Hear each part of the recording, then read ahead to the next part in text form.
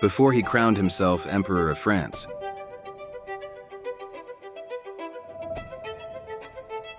Before he reshaped the map of Europe. Napoleon Bonaparte was simply a young general in love. And the woman he loved most would inspire some of the most passionate love letters in history. This is the love story of Napoleon and Josephine. In 1795, Paris was still recovering from the chaos of the French Revolution. Only a few years earlier, the streets had echoed with cries for liberty and the roar of the guillotine. The monarchy had fallen. King Louis XVI and Queen Marie Antoinette were dead and fear ruled the city. Among the survivors was Josephine de Beauharnais, once the comfortable wife of a wealthy aristocrat, until the revolution turned against the nobility, and her husband was arrested, tried for treason, and executed by the guillotine. Josephine herself was thrown into prison. Each day she waited, wondering if she would be next. But the reign of terror suddenly ended. She walked free, but her world was gone. At 32 years old, Josephine was a widow, and she was left alone with 2 children to support. To survive, she relied on her charm and her connections in Parisian society. It was during this uncertain time that she met a young artillery officer named Napoleon Bonaparte. Napoleon was 26, ambitious, intense, socially awkward. Josephine was older, graceful, and experienced in the ways of Paris. He was immediately captivated. Within months, he proposed, overwhelmed by a love that seemed to grow stronger with every meeting. Though her feelings were gentler than his, she accepted his proposal, hoping this intense young officer might bring safety and a new beginning. They married in March 1796.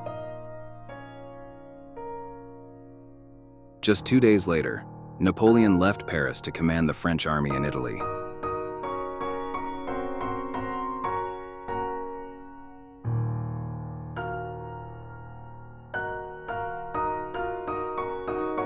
From dusty camps and war-torn towns, Napoleon wrote to Josephine constantly. Sometimes he wrote several letters in a single day. His words were intense, emotional, almost painfully intimate. I've not spent a day without loving you. I wake filled with thoughts of you. He counted the days since he last saw her. He begged her to write back more often. He grew jealous when her letters were short or delayed. His letters were not polished or carefully crafted. They were raw, impulsive, sometimes desperate. To him, Josephine was not just a wife, she was an obsession. Josephine remained in Paris. Before long, she grew close to a young officer, and their friendship quietly turned into an affair. While Napoleon wrote letters filled with longing and devotion, Josephine's replies were short, distant, and sometimes delayed for weeks. Napoleon sensed something was wrong. He wrote, "You no longer write to me. You no longer love me. How different you are." Eventually, the truth reached him. The discovery crushed him. Friends said he openly wept, but when he returned to Paris, he forgave her. He could not let her go. As the years passed, his power grew.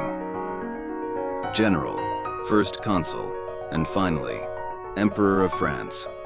In 1804, at the grand coronation in Notre Dame Cathedral, he crowned himself before the world. Then he turned to Josephine and placed the crown on her head with his own hands. She became empress. But behind the splendor of the empire, their marriage faced a painful truth. Josephine could not give him an heir. Without a son, Napoleon's empire had no future. His advisors urged him to remarry, to secure the dynasty.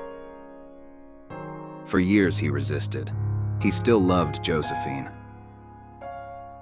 But in 1809, he made the decision to divorce her. During the ceremony, both were overcome with emotion. Josephine reportedly fainted from grief. She adorned 15 years of my life. Napoleon married again to Marie-Louise of Austria. He had the son he needed. In 1811, Marie-Louise gave birth to a son. The child was named Napoleon Francois and was immediately declared the King of Rome, the long-awaited heir to the empire. Yet, even as he held his infant son, the memory of Josephine lingered. The woman he had loved not for politics, but for passion. He ensured she lived in comfort at the Palace of Malmaison. Though their marriage had ended, his care for her had not. In 1814, Josephine died at the age of 50. Napoleon was deeply shaken. Years later, after his final defeat and exile to the island of St. Helena, he lay dying. According to those beside him, his final word was a single name: Josephine. He conquered nations, but his most passionate words were never spoken on a battlefield or in a throne room. They were written to Josephine, the woman he loved more than his empire.